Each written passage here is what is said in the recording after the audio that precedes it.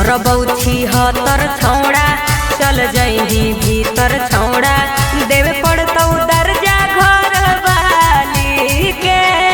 आगे डरबौ नहीं अब थाना कोतवाली से, करबौ नहीं बियाहवा धंधा वाली से। अरे आगे डरबौ नहीं अब थाना कोतवाली से, करबौ नहीं बियाहवा 300 वाली से। ढेर नहीं बोल।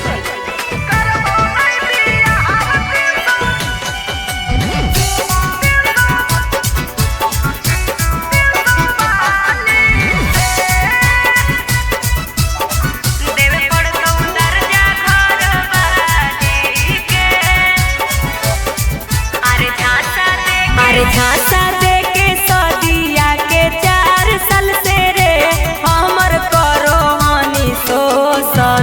हमारे रुपया से पड़ोसन गे चलो हलो भरन पोषण।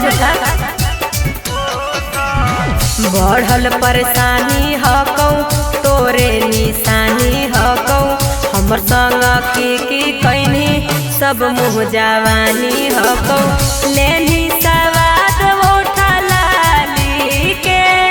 आगे डरबौ नहीं अब थाना कोतवाली से, करबौ नहीं बियाहवा धंधा वाली से।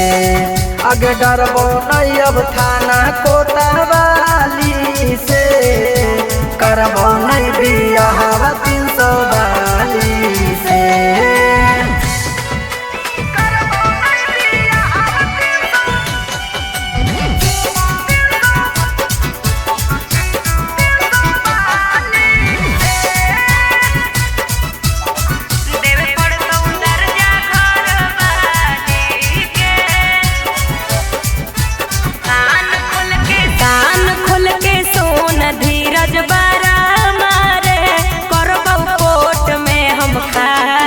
आगे पैसे पर हम जावे के खरीद लेबौगे। अच्छा? कुछ भी गड़ा तो नहीं हमारा।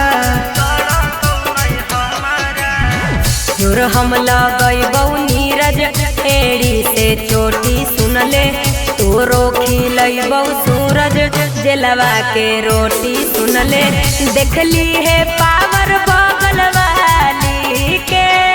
आगे डरबौ नहीं अब थाना कोतवाली से, करबौ नहीं बियाहवा धंधा वाली से।